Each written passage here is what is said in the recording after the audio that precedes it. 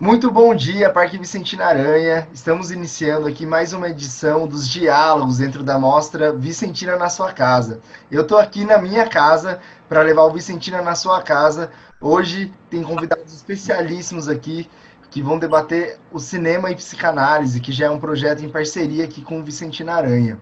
Eu não posso deixar de dizer que essa é uma realização da AFAC, Organização Social de Cultura, e da Prefeitura Municipal de São José dos Campos. Eu desejo a vocês um bom diálogo e um bom debate.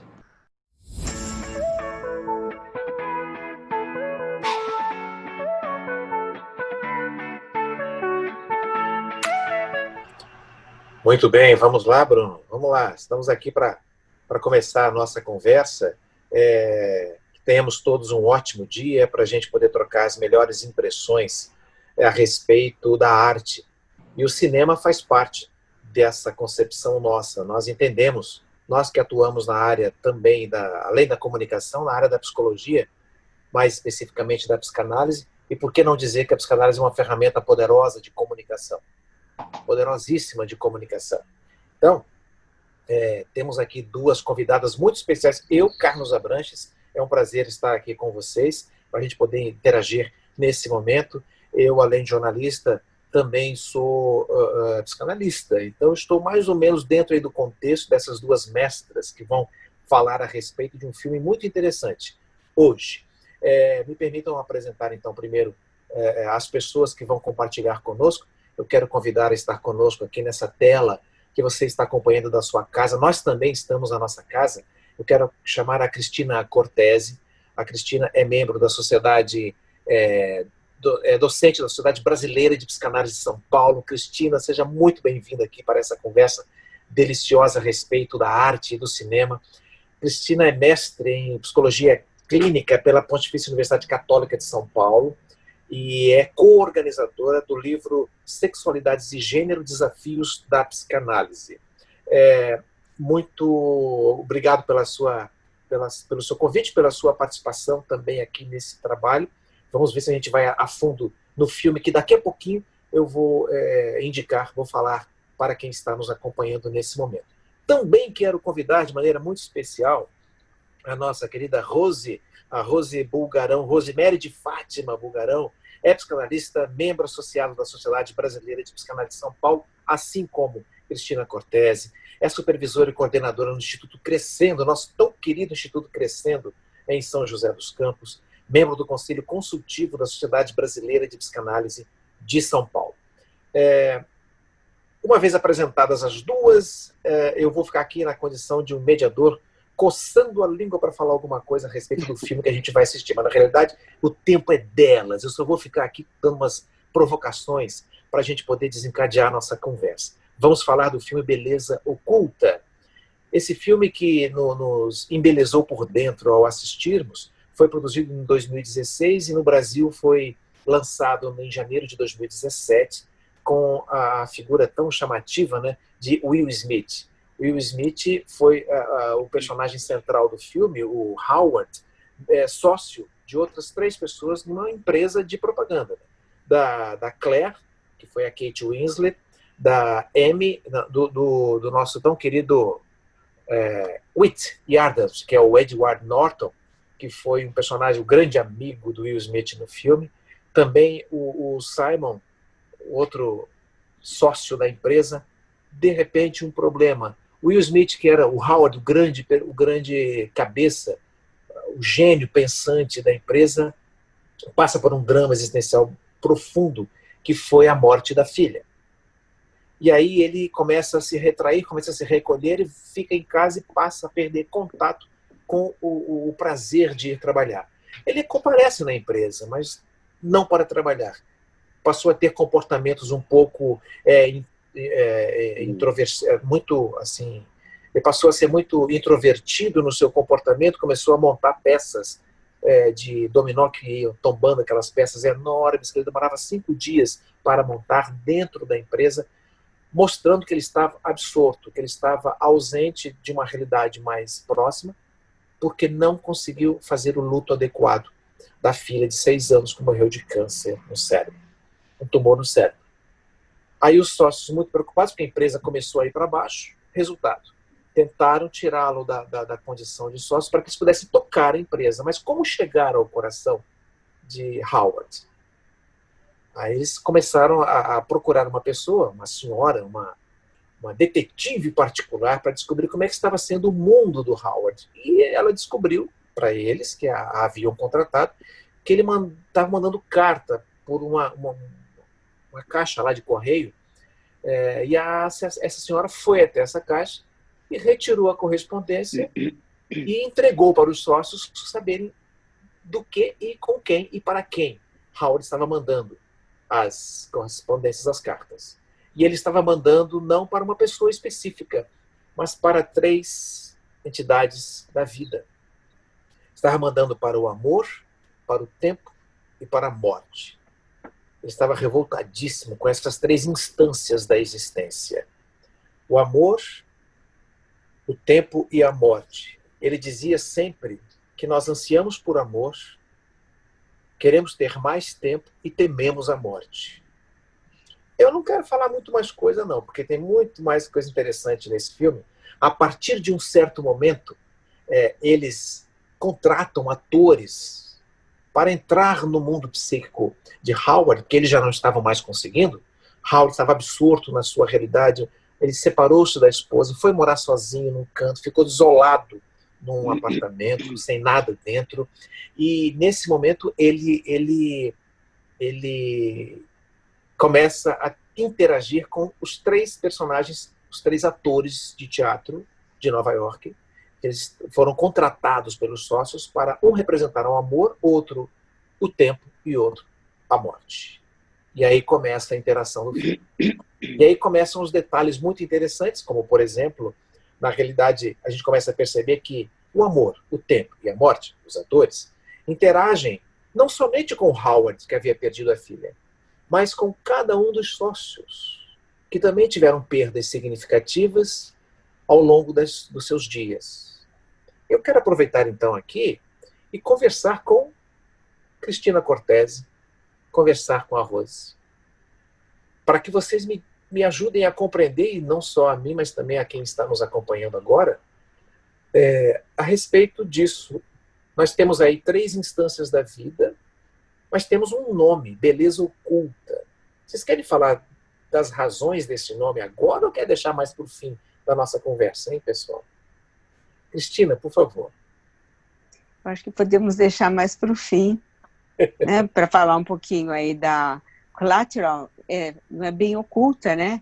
É aquela que está acessível, mas que a gente não enxerga, né? Parece que está ao lado, mas quase não vemos, não é? E talvez o sentido das coisas que acompanham a nossa vida e que a gente quase não percebe, né? O sentido da vida.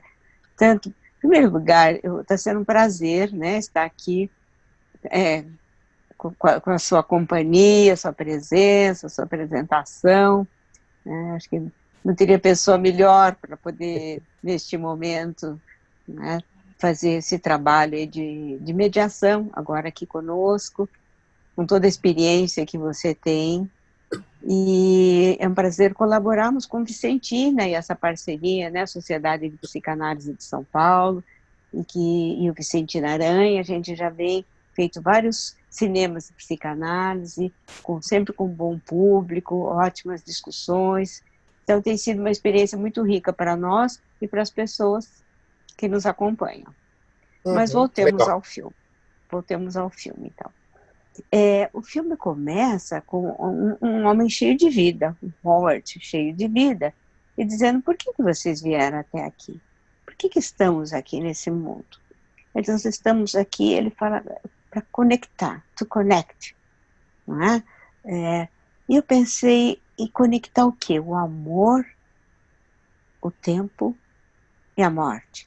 Na realidade, o tempo, vamos dizer assim, o amor constrói, a morte destrói e o tempo fica no meio dos dois.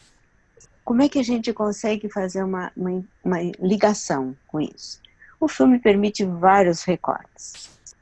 Porém, eu escolhi um vértice para tratar um pouco, que é o vértice de perdas e lutos. Na realidade, os 4 sócios estavam tendo que se haver com perdas. O Howard parecia o mais sofrido ali naquele momento, porque ele ainda estava enlutado, apesar de se passar alguns anos da morte da filha. Não fazia 6 meses, 2 anos. 2 anos já.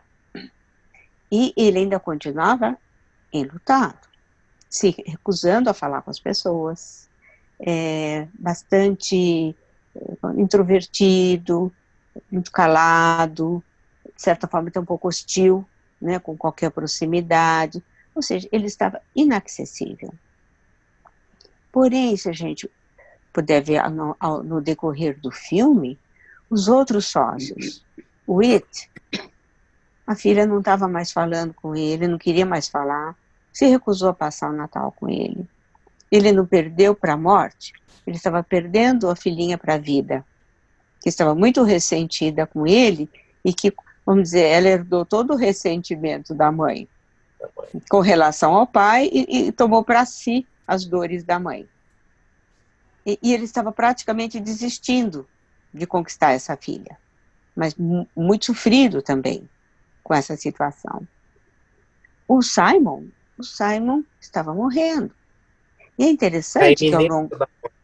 Na iminência da morte. E ele tossia, ninguém perguntava nada. A única que perguntou e conversou com ele sobre isso foi a morte, que o ajudou a morrer, de certa forma.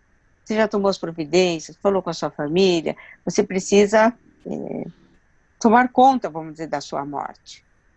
E foi ela que o estimulou, ele resistiu um pouco, né? No começo ficou bravo, a cuidar. E a morte diz, olha, as pessoas não me percebem. É só quando eu realmente apareço que elas me sentem. E a Claire, que é a outra sócia, a Claire passou a vida se dedicando à empresa e perdeu o relógio biológico da vida, perdeu o tempo de se acasalar, ser mãe, estava procurando um doador de esperma, mas ela estava angustiada com o tempo decorrido, né? Parece como se a vida dela se foi na dedicação a essa empresa. E ela viveu para o trabalho.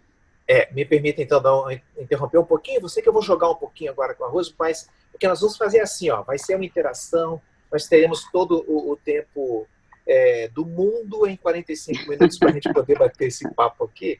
Mas você fez uma conexão muito interessante, porque o Howard estava com a morte concretizada na sua existência. O It estava com uma perda em vida. A filha que não queria ter um contato com ele por causa da mágoa da mãe, do fim da relação, uma desvinculação amorosa em vida, que dói tanto quanto a desvinculação pela morte. O outro na iminência da morte, e a outra tentando trazer a vida através do seu próprio corpo. Ou seja, quantas dinâmicas diferentes em torno dessa relação morte e vida. E as três realidades, o amor, o tempo e a morte, conversando com todos eles ali. Muitíssimo interessante. Eu quero introduzir agora aqui a Rose nessa nossa conversa, fazendo uma provocaçãozinha para ela também. Rose, desses 3 elementos que foram surgindo, no meu caso específico, cada um foi... Quando o amor entrava, eu ficava assim, emocionado. Aí, quando vinha o tempo, na condição de um garoto atrevido, entrão, mas falando questões tão existenciais, tão tocantes, que valorizando a presença dele no filme.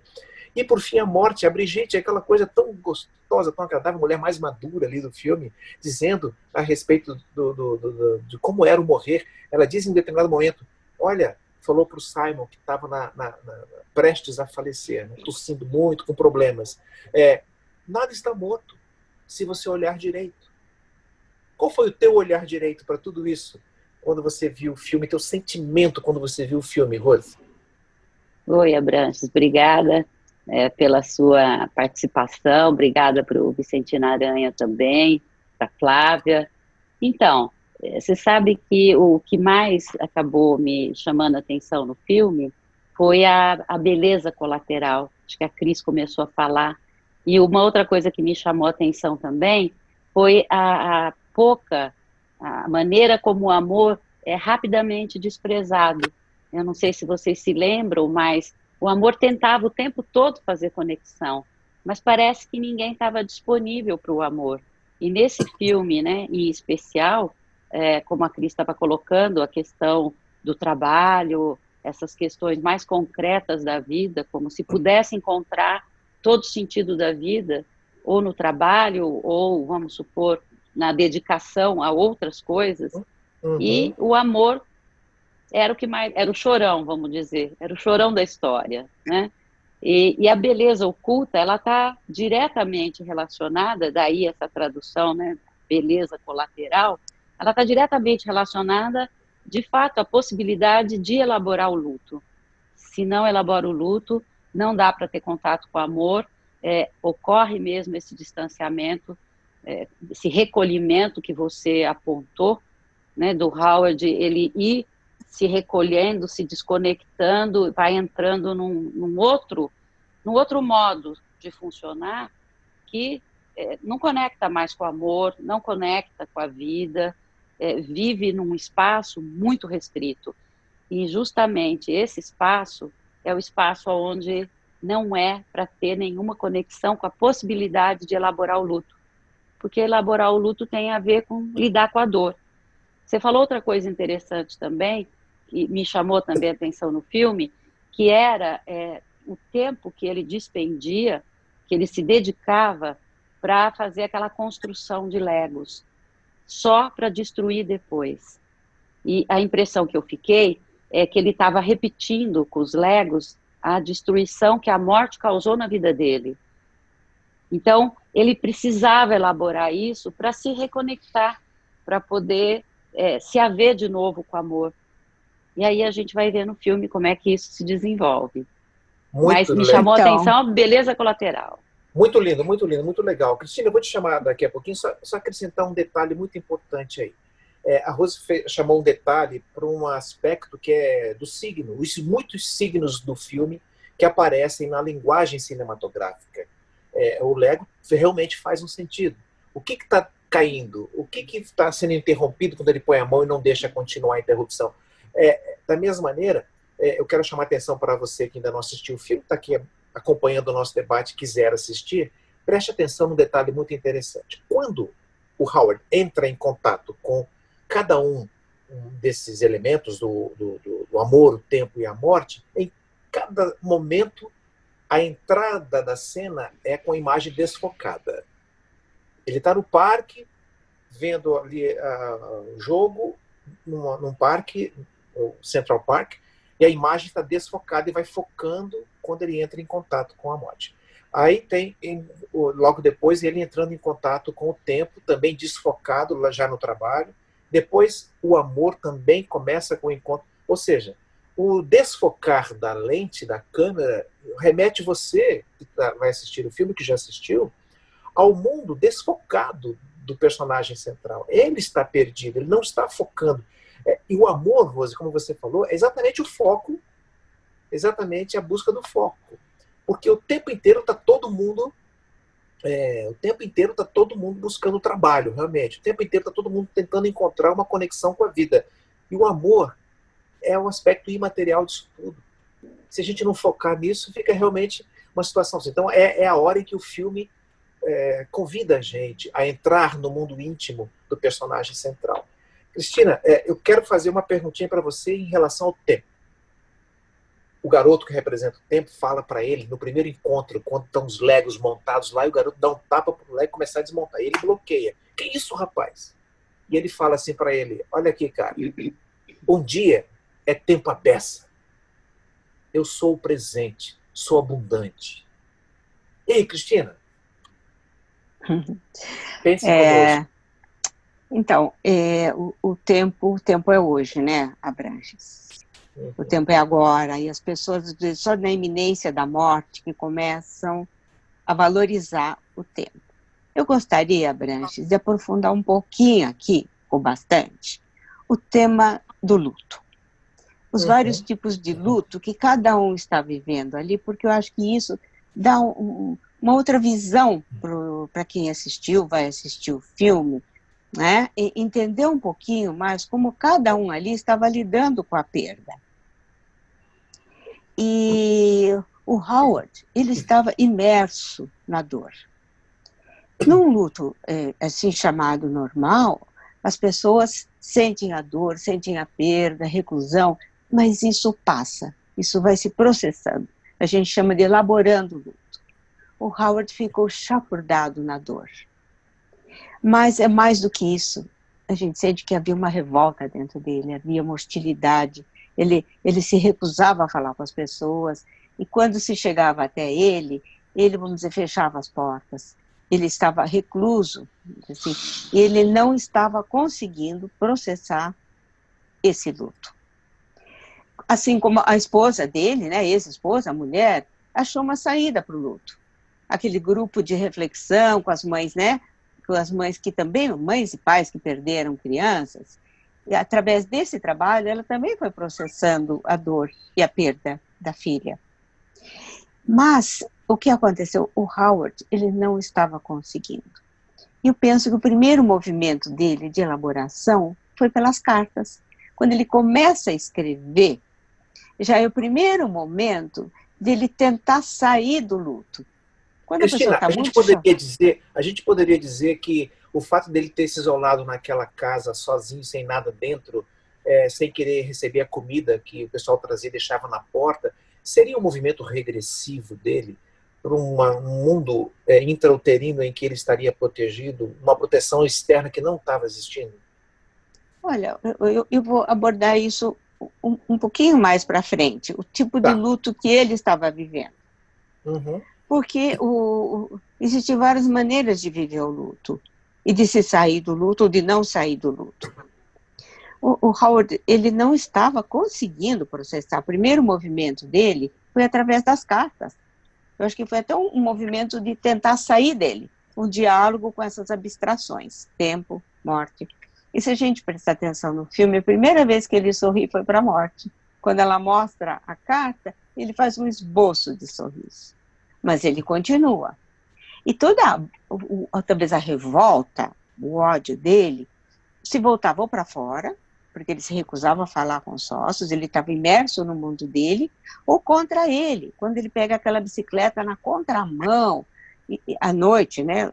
Foi uma montagem, não foi? Mas como se ele quisesse acabar com a vida não tem mais sentido. O que a gente vai chamar de luto melancólico. Perder para a morte ou perder para a vida, a gente não sabe o que dói mais. Porque o Whit estava perdendo para a vida a filha. E parecia que estava assim, vamos dizer assim, quase que se acomodando, até que veio a Amy e disse, vai lá na direção da sua filha, tente conquistá-la e aí a gente volta a conversar. Quando ele tentou, vamos dizer, chamá-la para ter algum tipo de envolvimento. Né? Ela o chamou para, cuide primeiro da sua vida, né? De quem você está perdendo, depois a gente conversa. O amor Só que esse luto... O amor no seu aspecto mais imediato, né, mais carnal, né? Porque com o Howard, o amor que aquela mulher bonita tem uma perspectiva mais desafiadora, transcendental, porque em algum momento ela fala para ele, eu sou o amor, eu sou a essência da vida, eu estou em tudo, eu estou em você. Olha que coisa linda. Mas você perceber, o filme começa com as pessoas meio sem emoção. Eles bolam essa estratégia, quase que maquiavélica, marapuca para ele, porque não conseguiam ter acesso e precisavam, de alguma forma, resolver uma questão que estava envolvendo a todos, que era uma outra perda, a perda da empresa. Mais uma perda. Eles não sabiam o que fazer. Então, eles, vamos dizer, contrataram esses personagens. E aí o Whit teve um insight, ele foi tentar conversar com a mãe e tentava trazer a mãe para a realidade dele. E aí o que ele disse? Não adianta eu tentar trazê-la para mim, eu tenho que entrar na realidade dela. Esse foi um turning point, um ponto de virada do filme. Porque aí ele diz, não, nós vamos ter que chegar a ele de algum jeito. E ele contrata esses atores de teatro para poderem chegar até o Howard. E eles conseguem, de uma forma ou de outra, algum acesso até ele. E o que aconteceu? O luto que ele estava vivendo já estava se tornando o que eu chamaria de um luto melancólico. né? O Freud, em 1915, ele estava assim, imerso nessa Primeira Guerra e tendo que se ver com muitas perdas e mortes. Ele escreve reflexões sobre a guerra e a morte, e ele escreve também Luto e Melancolia, que é um texto maravilhoso, que vale a pena a gente ler, né, quem tiver interesse, para entender um pouquinho esses processos do luto. No luto normal, assim chamado, a pessoa vai processando e vai saindo do luto. E se está com dificuldades, as pessoas recorrem a uma análise, mas dificilmente quem está nesse estado vai procurar. Quem leva é um familiar, quem leva é um amigo, e a pessoa reluta muito a se abrir. Por quê? Porque ele não consegue, a vida perdeu sentido para ele. Quando uma pessoa tem uma perda significativa, parte dessa pessoa morre junto. Então, o Howard morreu junto com a filha. A gente chama luto melancólico, a pessoa cai na sepultura. A pessoa sabe quem perdeu, mas não sabe bem o que perdeu. No luto normal, o que acontece? A vida fica vazia, meu mundo fica vazio. No luto melancólico, meu eu fica vazio, meu ego fica vazio. Então, o esvaziamento do próprio eu, vamos dizer, que fica totalmente depauperado. A gente diz, então, que a pessoa cai na sepultura junto com o morto. Quase que ele se enterra junto, que é o processo que o Howard estava fazendo. Agora, eu vou chamar a Rose de novo aqui, Cris. É muito legal essa sua linha de raciocínio, mas eu quero aproveitar exatamente isso. O filme, Rose, nos poupa da caminhada ou da busca do Howard, disso que a Cristina acabou de falar, de um movimento de vida dentro dele para tentar se segurar nos barrancos da melancolia ou da tristeza por causa da perda da filha. E nos mostra já ele diante de uma janela, olhando para dentro de uma casa, de um local, um imóvel, onde várias pessoas estavam sentadas em roda. Ele fica ali olhando, aí nós não vemos no filme ele vindo para cá, olhando para lá, não, ele já está ali. E em um determinado momento ele entra e a pessoa que está interagindo, eu não vou nem dizer quem é agora, porque não sei se você já assistiu o filme, mas se você não assistiu, é a grande sacada do filme essa daí. Mas, Rose, a hora que ele busca ajuda, a hora que ele propõe a comunicação da dor, ele chega com as resistências dele diante de um grupo de pessoas, de seus pares, que também tinham sofrido perdas. E aí, o que você acha desse movimento? Jogando para a nossa vida em particular, ou a nossa vida em comum, né? Quando a gente também se recolhe diante da dor e às vezes fica esperando um tempo até encontrar alguém com quem compartilhar esse sofrimento. Isso.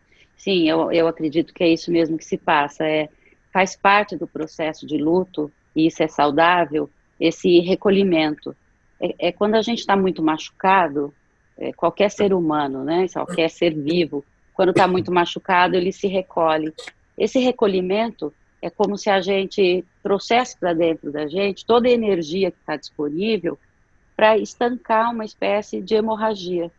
Então, vamos imaginar assim, a morte de uma pessoa que a gente ama, ela é uma catástrofe, é uma experiência catastrófica, e isso vai demandar da gente uma energia muito grande para dar conta de elaborar esse luto. Eu queria retomar um pouco, assim, existem razões pelas quais, né, a gente pode ou transitar de uma forma melancólica através do luto, ou então transitar de uma forma um pouco mais construtiva. Tem algo que antecede tudo isso. No filme, é claro que isso não fica visível para a gente, mas eu estava aqui me lembrando, voltando à questão do Lego, quando ele está montando aqueles Legos e só para destruir, aquilo ali já é uma tentativa de cura. Ainda a gente pode dizer que é uma garatuja, mas já é uma tentativa de cura. Quer dizer, o que está se passando ali? Né? O Freud, ele tem uma ideia muito interessante no texto dele, Além do Princípio do Prazer, é um texto fantástico, onde ele diz que quando alguma coisa ultrapassa muito a nossa capacidade de compreensão, a gente vai precisar criar uma maneira de dominar aquela experiência. Então, por exemplo, aquela construção que você disse que ele ficava 5 dias, era uma maneira dele tentar ativamente construir e ativamente destruir. Precisava dominar alguma coisa para que o aparelho psíquico dele, para que a vida emocional dele adquirisse, de novo, alguma possibilidade de lidar com a dor. Senão, não consegue lidar com a dor. Ela ultrapassa, né? Ainda mais no caso dele, essa morte da filha, essa experiência tão catastrófica, ele ficou mesmo travado. A gente pode dizer que ele estava travado. Ele estava entre a possibilidade de caminhar para um luto normal, se ele pudesse continuar, e ele pôde, né, buscando formas de compreender o que tinha acontecido com ele, ou ficar totalmente paralisado nesse estado melancólico, como a Cris estava propondo, que aí não tem como fazer conexão. A pessoa passa a se alimentar dessa dor. A dor vira, vamos dizer, né, uma forma de viver, o que é muito mais complexo, muito mais doloroso. É isso que eu penso. E compartilhar essa dor, né, como no grupo ali de pessoas, qual que você sente que é o impacto disso no sentido de consolidação do processo saudável do luto? Sim, então, a possibilidade de estar no grupo, você percebe que ele vai fazendo movimentos pequenos, mas profundos, né? Não são movimentos rasos. Quando ele fica rodeando, na verdade, né, que é o grupo lá de ajuda, né, onde as pessoas estão trocando essas experiências, é claro que ele está identificado com aquilo e está buscando uma maneira de se expressar, mas para isso precisa entrar em contato com a dor. E esse entrar em contato com a dor foi o que exigiu muito dele, porque não falar é como se não existisse, portanto, aquilo que me causa dor. Se eu não falo, então aquilo não existe. A questão que eu não falo, mas aquilo continua existindo e vai proporcionando uma experiência extremamente desagradável, pode se tornar, inclusive, destrutiva, que é a questão dele com a bicicleta. Uhum. Olha, você que está nos assistindo agora, nesse bate-papo super agradável, nós estamos falando do filme Beleza Oculta, segundo a Rose, a tradução mais interessante seria Beleza Colateral, mas o filme veio com esse nome Beleza Oculta desde 2017, e a gente vem acompanhando o desenrolar dessas reflexões aqui, nesse encontro, aqui por esse espaço que o Vicentina Aranha nos está oferecendo.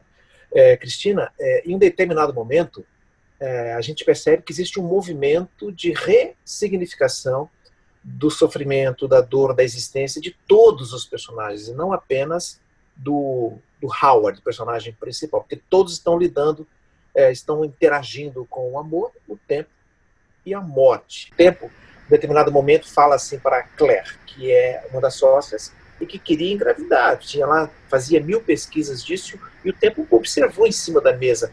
Ele diz assim para ela: Claire, seus filhos não têm de vir de você. Seus filhos têm de passar por você.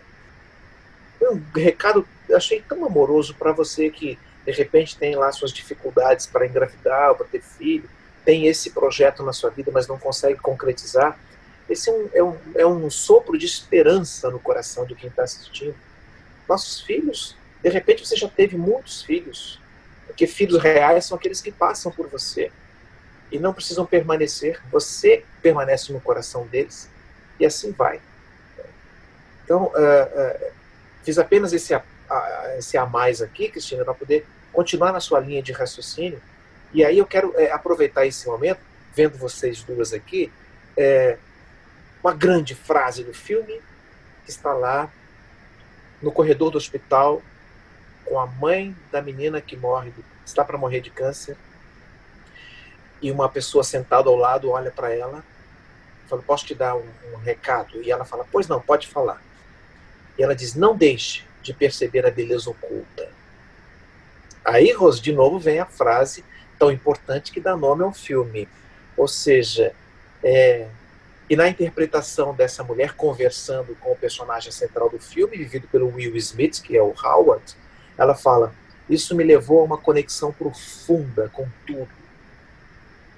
Rose, como é que a gente trabalha essa conexão profunda? Como é que a gente consegue sair de um filme desse melhor do que quando a gente entrou, hein? Eu vou continuar falando da questão da capacidade de amar.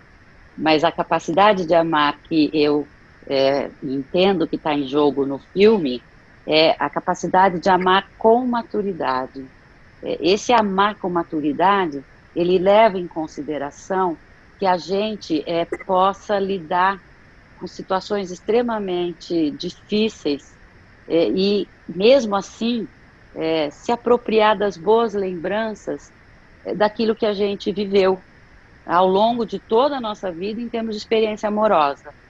Isso é fundamental, tanto para a possibilidade de elaborar o luto, quanto para a possibilidade de se reconectar, de vir a ter outros amores. Eu queria lembrar, quando você estava falando, me ocorreu, a gente às vezes esquece, né, que a gente não nasce amando, a gente nasce precisando. Então é interessante que lá no filme as pessoas não vão tentar poupar o Howard de uma maneira diretamente amorosa. Começa pelo precisar também. Eles precisam que o Howard faça isso, eles precisam que o Howard faça aquilo. E é importante lembrar que é assim que a gente começa a nossa vida. A gente começa precisando do outro e não amando o outro. Então, amar é uma coisa que a gente precisa aprender. E não é só aprender a amar o outro ou os nossos filhos, só aqueles que são gerados pela gente, né? Mas tem uma coisa muito mais complexa aí, que é aprender a amar a vida.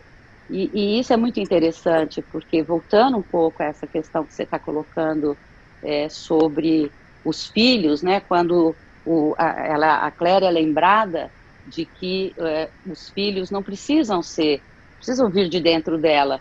O que significa? Significa que todo filho precisa ser adotado, todo, mesmo o filho biológico. E essa adoção só acontece através do amor.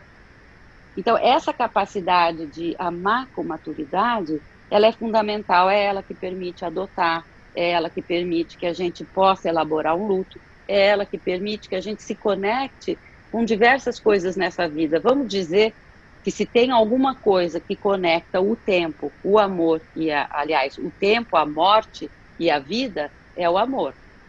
Essa capacidade de amar, se ela não tiver madura, vamos dizer assim, a gente se frustra muito rapidamente com a vida e só vai amar, entre aspas, aquele outro amor, né, que mais ligado à necessidade, aquilo que é mais concreto e não aquilo que nos eleva, vamos dizer assim, que permite que a gente tenha uma experiência mais profunda com as coisas. Cristina, Rose, você me fez lembrar duas coisas muito interessantes aqui com a sua fala amorosa em torno da essência do amor. Primeiro, o livro de Erich Fromm, esse notável pensador, psicanalista do século passado, que escreveu A Arte de Amar. Ele fala exatamente isso. O amor é um sentimento a ser aprendido. A gente não nasce sabendo, é preciso treinar a prática do amor. Agora, Cristina, vou remeter a você de novo aqui. A segunda lembrança que a Rose me fez. O filósofo francês Emmanuel Mounier, que foi contemporâneo do tempo de Freud, ele nasceu em 1905 e morreu em 1950, muito novo, só 45 anos. Mas deixou pérolas muito interessantes, como, por exemplo, dizendo que amar, por isso eu lembrei dele por sua fala, Rose, amar é chamar o outro para fora da solidão. Cristina, estamos chegando aqui no fim desse encontro nosso aqui, mas é a hora em que a coordenadora do grupo, que no fim do filme vem a se revelar ser a própria ex-companheira dele, né, futura recompanheira, é como se estivesse chamando ele de volta para a vida, saindo daquele quarto solitário. Como é que você sente essa mensagem que vai se espraiando pelo filme já nos seus momentos finais? Como eu falei, o filme vem num crescendo. Os sentimentos começam a crescer ao longo do filme. Os diálogos que o amor, né, que a Amy acaba tendo com os parceiros ou com o próprio Howard, a gente começa a perceber sentimentos, lágrimas e emoções nos olhos das pessoas. No começo do filme isso não acontece, a gente vê eu revi o filme algumas vezes, eu prestei muita atenção nos sentimentos. E talvez eu gostaria de falar um pouco disso, porque para a gente conseguir amar, também a gente precisa ter a liberdade para odiar, a liberdade para sentir a dor. Eu vou falar de sentimentos, né? A gente precisa sentir na licença para poder sentir os nossos sentimentos, sejam eles quais forem. As pessoas que não conseguem entrar em contato com os sentimentos não conseguem sair do trauma, não conseguem sair do luto, ficam aprisionadas, ficam encalacradas nessa situação. Então, a capacidade de você sentir a dor e de você sentir amor também está conectada com a capacidade de você odiar. Ô, Rose, é isso aí. Legal, Cristina. Mas, ô, Rose, eu queria, nesse momento final aqui, ouvindo até uma última consideração sua, uma reflexão importante, eu já deixo aqui de antemão a minha alegria de estar conversando com duas pessoas brilhantes no desenvolvimento do raciocínio, da reflexão em torno de uma obra de arte. Agradeço imensamente essa possibilidade. Mas, ô, Rose, eu volto aqui à frase daquela mulher que está lá do lado da mãe da criança, que morreu de câncer no cérebro, que vinha a ser a esposa do Howard. E ela fala isso.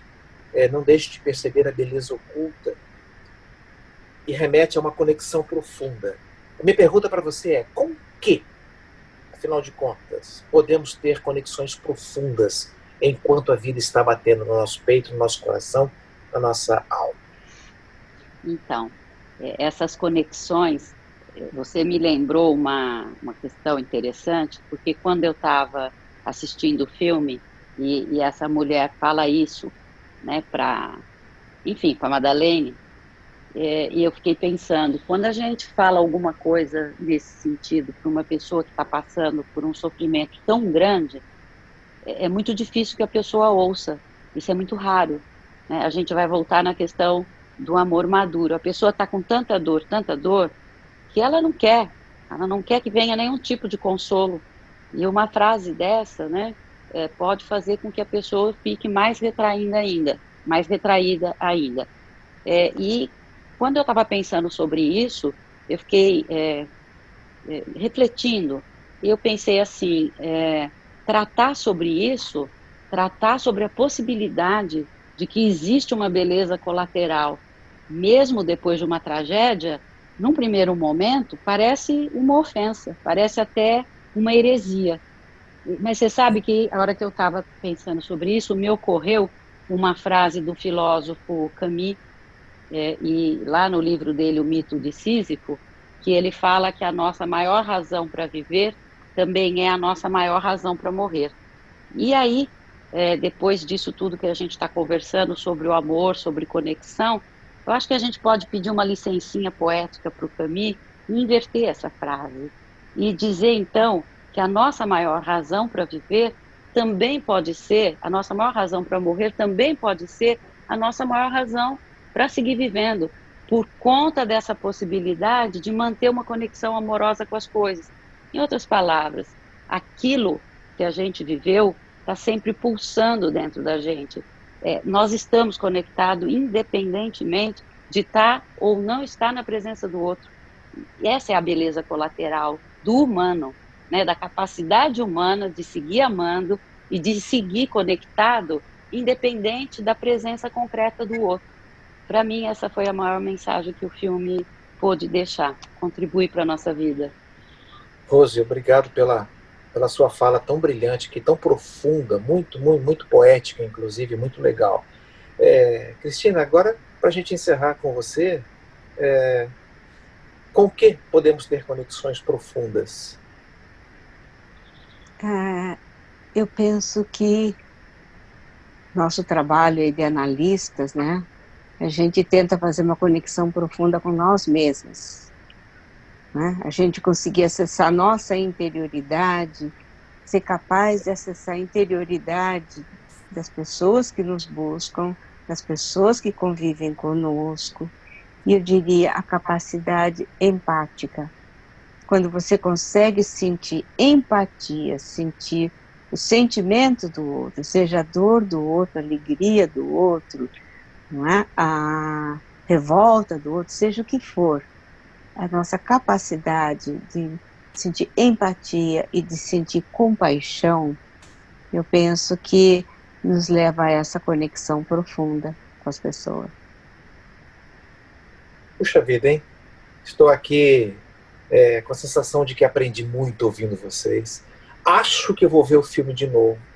E não vai demorar muito, porque é muito legal a gente entrar em contato de novo com o já visto, para a gente fazer uma conexão mais profunda realmente.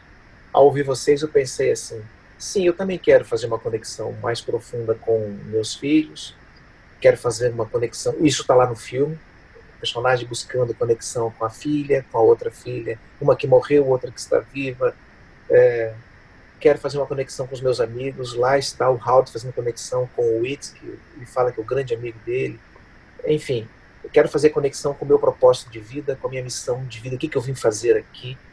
E também nas nossas vidas, as peças de Lego estão para serem empurradas. Só que o destino para onde vai, quem escolhe é a gente. Porque depois que a peça vai, como é que faz para segurar? Então, muito legal. Obrigado pelo convite, Cristina. Obrigado pela companhia sua também, Rosa. Espero que tenhamos todos aprendido um pouco mais a respeito desse filme Beleza Oculta e que essa obra de arte, como toda obra de arte pressupõe fazer, é a sua missão, embeleze também a nossa vida interior. Valeu, gente. Obrigado por essa oportunidade. Obrigada a você.